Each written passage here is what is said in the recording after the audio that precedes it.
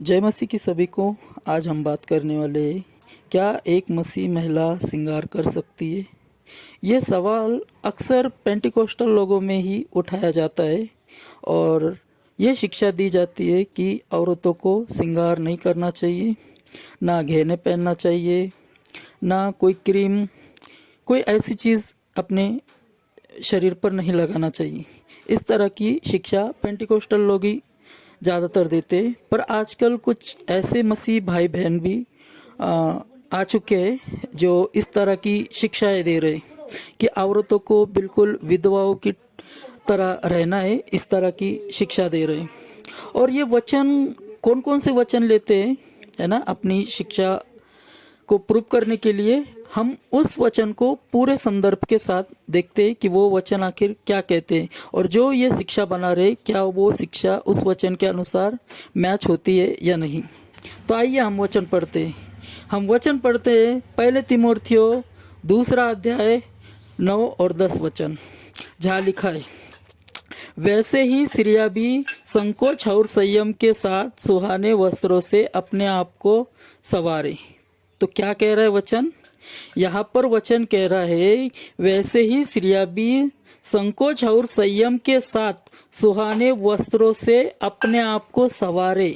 यहाँ ये नहीं कह रहा है कि अच्छे अच्छे कपड़े ही ना पहनो, बल्कि यहाँ पौलुस तिमोथियों को लिख रहा है कि स्त्री जो है वो अच्छे अच्छे कपड़े पहने, है ना, सुहाने कपड़े पहने बोल रहा है।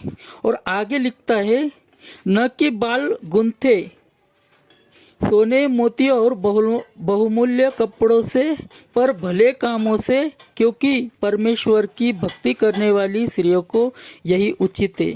मतलब यहाँ पौलुस तिमोथियों को समझा रहा है कि औरत अच्छे कपड़े पहने, पर सोना या गहने वो इसलिए ना पहने, है ना, बाल गूंथने की बात भी हो रही है कि बाल तक ना गूंथे, मतलब इस तरह दूसरों को दिखाने के लिए कि सोना पहन रही है, या दूसरों को दिखाने के लिए तरह तरह के बाल, जैसे आजकल फैशन हो चुका है ना, तरह तरह के बाल कि दूसरे अट्रैक्ट हो, क्या हेयर स्टाइल इसका, इस तरह की चीज़ें ना करे, ये समझा रहा है पौलुस। पौलुस का कहीं पर ये मतलब नहीं है कि तुम बाल न मतलब सोना न पहनो, और यहाँ बाल गूंथने का मतलब ये नहीं है कि तुम चोटी भी मत बनाओ, ये नहीं बोल रहा है पौलुस।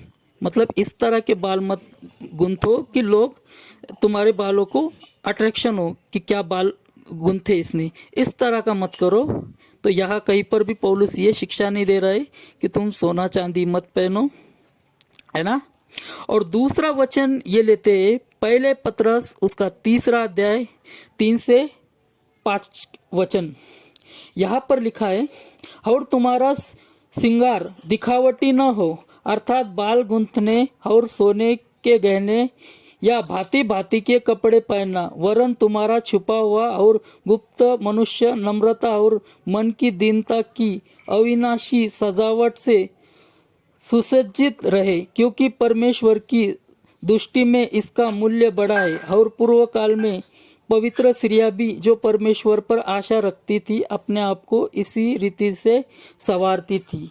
तो यहाँ पर भी पत्रस कहीं पर ये नहीं बोल रहा है कि तुम मेकअप मत करो, बल्कि यहाँ उन स्त्रियों को पौलुस ये कह रहा है कि तुम्हारा जो श्रृंगार है वो दिखावटी ना हो, मतलब दिखाने के लिए श्रृंगार मत करो, ये बोल रहा है। तो इन 2 वचनों से कहीं पर भी ये शिक्षा नहीं बनती कि कोई स्त्री मेकअप कर ही नहीं सकती या श्रृंगार कर ही नहीं सकती, है ना।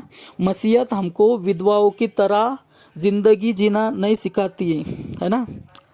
और तो इन दोनों वचनों से कहीं पर भी ये शिक्षा नहीं दी जाती है कि औरत को श्रृंगार करना ही नहीं है, मतलब सोना पहनना ही नहीं है या बाल गूंथना ही नहीं है। ये शिक्षा नहीं दी जा रही यहाँ पर ये शिक्षा दी जा रही है कि दिखाने के लिए, है ना, लोगों को दिखाने के लिए कि देखो मेरे पास इतना सोना है, या देखो मेरे बाल इस तरह के बाल है कि मैंने इस तरह के गूंथे अलग तरह से कि लोग इसको देखे। ऐसा दिखावटी इनका मतलब ये ना हो, दिखाने के लिए यहाँ पर ये बोला जा रहा है। कहीं पर भी यहाँ पर ये नहीं बोला जा रहा है कि तुम श्रृंगार करो ही नहीं या बाल गुंथो ही नहीं, मतलब चोटी कोई श्री डाले ही नहीं, ये मतलब नहीं हो रहा है। बल्कि पत्रस तो अगर हम पहले पत्रस 3 का 5 अगर पढ़ेंगे, वहाँ तो बोल रहा है कि और पूर्व काल में पवित्र स्त्रियां भी जो परमेश्वर पर आशा रखती थी अपने आप को इसी रीति से संवारती और अपने पति के अधीन रहती थी। मतलब अपने पति के लिए वो संवार सकती है ना, जैसे भी उसको संवारना है वैसे वो संवार सकती है। पर ऐसे दूसरों को दिखाने के लिए या किसी दूसरे औरतों को दिखाने के लिए कि देखो मेरे पास इतना सोना है ना, ऐसे दिखावटी के लिए वो सोना न पहने या बाल न गूंथे, ये बात हो रही है। तो कहीं पर भी इन दोनों वचनों का जो पेंटिकोस्टल लोग इस्तेमाल करते हैं वो कहीं पर भी ये शिक्षा नहीं देते, ये दोनों वचन, कि औरतों को बिल्कुल भी मेकअप नहीं करना चाहिए। तो आप समझ गए होंगे इस वचन से कि एक मसीह महिला को श्रृंगार करना चाहिए या नहीं। अगर नहीं समझे तो आप मुझे मैसेज कर सकते हो, मैं डिस्क्रिप्शन में अपना नंबर दे दूंगा। और कोई भी सवाल हो तो आप मुझे पूछ सकते हो। जय मसीह की, प्रेज द लॉर्ड।